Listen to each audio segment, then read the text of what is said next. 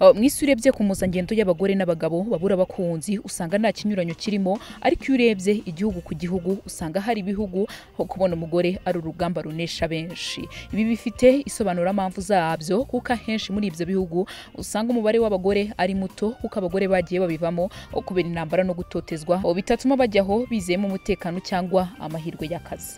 Dore urutonde rw'ibihugu bigera kuri 15 bya mbere ku isi bifite abagabo bagorwa no kubona abagore, hariho bitatu byo muri Afrika nk'uko ikinyamakuru IBICU cyabitangaje. Iyi ni IBICU TV, nge ni Diane Mahirwe, reka mwifurize kumva iki kiganiro kugeza ku musozo. Rekana no gusabe gukora subscribe kugira ngo tujye dukomeza kubana umunsi ku munsi. Ku mwanya wa 15 turasanga igihugu cya Libya. Mu gihugu cya Libya abagabo ni benshi kurusha abagore ku kigero kidakabije.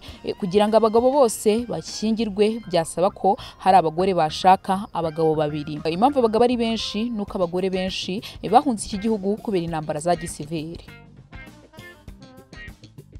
Ku mwanya wa 14 turasanga igihugu cya Philippines.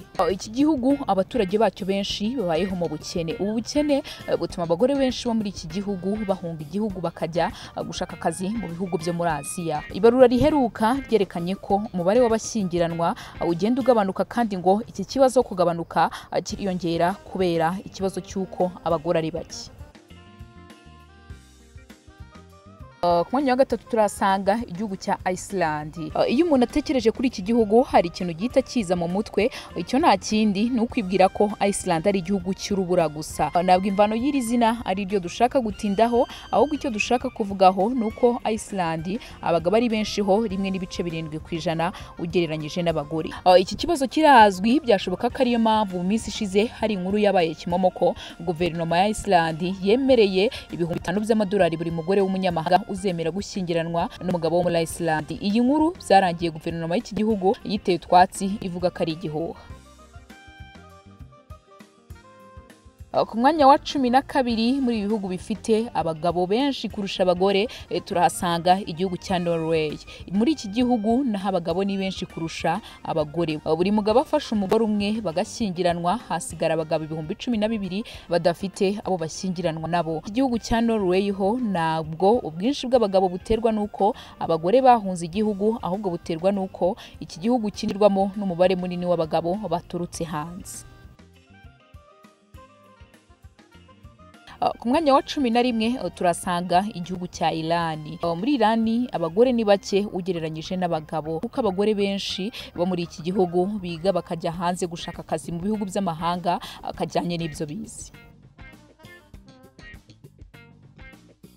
Ku mwanya wa 10 turasanga Swede. Muri Swede abagabo ni benshi ho 35,000 ugereranyije n'abagore. Impamvu nuko abakobwa beza bo muri iki gihugu bashakwa n'abanyamahanga, kandi iki gihugu nacyo kikaba kinjirwamo n'abagabo benshi abaturutse mu mahanga.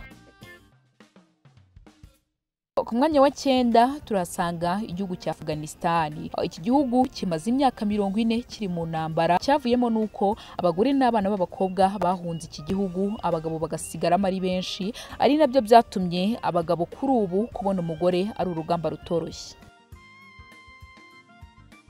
Ku mwanya wa 8 turasanga Nigeria. Intambara, gushyingiranwa bakiri bato ku gahato no gucibwa mu bice by'imyanya y'imyibarukiro byatumye abagore bahunga Nigeria abajya gushaka aho bazabaho neza. Guverinoma y'iki gihugu iherutse kwerura ivuga ko abasore b'iki gihugu bibagora kubona abagore kuko abakobwa ari bake.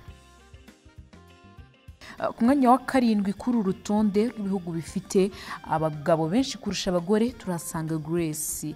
Muri iki gihugu abagore bahembwa make, bigatuma bahunga igihugu cyabo bakajya gushaka akazi mu bihugu by'i Burayi, aho bazajya bahabwa agashahara gatubutse.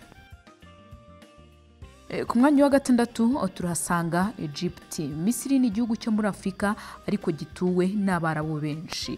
Muri iki gihugu baracyafite imyumvire ko umugore agomba kuguma mu rugo agakora imirimo yo mu rugo, bituma abakobwa bize bakarangiza za kaminuza bahita bava muri iki gihugu bakajya gushaka akazi hanze bakarongorerwayo. Abasore bo mu Misiri bagasigarana imitima ikunda, ariko abo ikunda ari ingumi.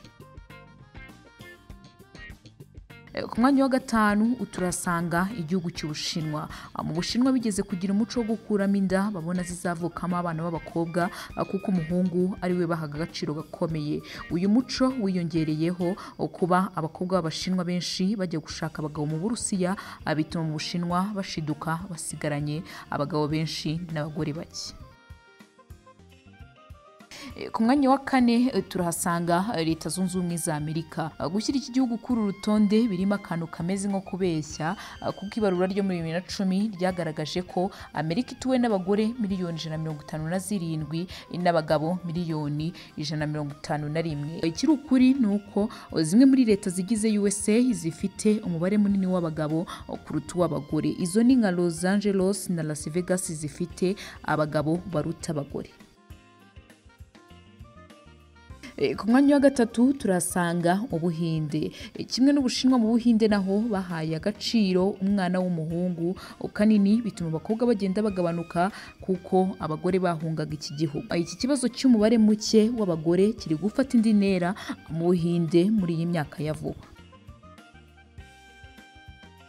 Ku mwanya wa kabiri kuri uru rutonde turasanga United Arab Emirates. Iki gihugu cyari gifite umubare w'abagore ugenda mbiri n'uw'abagabo.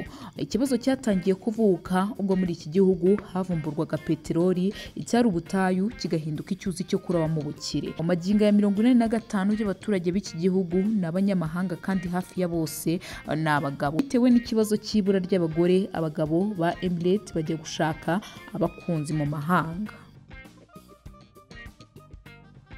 Ku mwanya wa mbere kuri uru rutonde rw'ibihugu bifite abagabo benshi kandi beza kurusha umubare w'abagore turahasanga Qatar.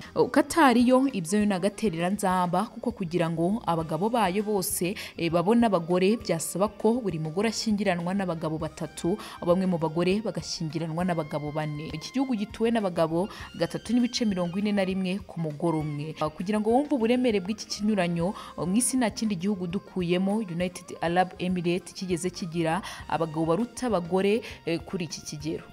Abagabo bisutse muri iki gihugu ku bwinshi kubera peteroli yari imaze kuhavumburwa. Abanyamahanga bacinjiyemo abagabo ni 94%. Muri Qatar maginga ya kubona viza ijyayo iyo uri umugore bayiguha mu kanya nk'ako guhombya, ariko iyo uri umugabo biragorana, bisaba ko uba uri umunyabwenge warize amashuri menshi cyangwa ugiye Dubai kurangura urahita ugaruka. Ngayo nguko rero ngibyo ibihugu bigira ku 15 bifite abagabo benshi kurusha abagore. Ibyo abantu benshi batajye bakunda kwemera, gusa hari ibihugu rwose bifite abagabo beza ariko kubona abagore bibari ingome. Njye na Lidiane Mahirwe, iyi ari IBICU TV, reka mwifurize gukomeza kugira ibihe byiza.